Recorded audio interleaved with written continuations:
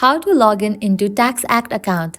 Hello everyone, this is Lisa from Create, Login and Delete. Now let's get started. Launch your preferred browser.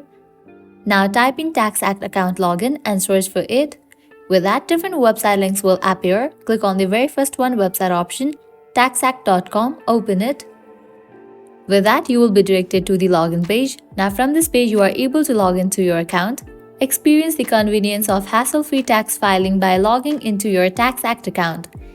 The TaxAct login process is your gateway to a user-friendly platform designed to simplify the tax filing journey.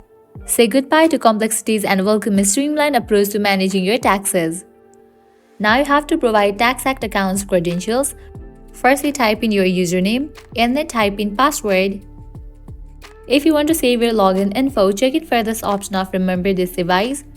If you have forgotten your username or password, you can click on this option to recover it. If you haven't registered for your account yet, you can click on this option, Create a new one.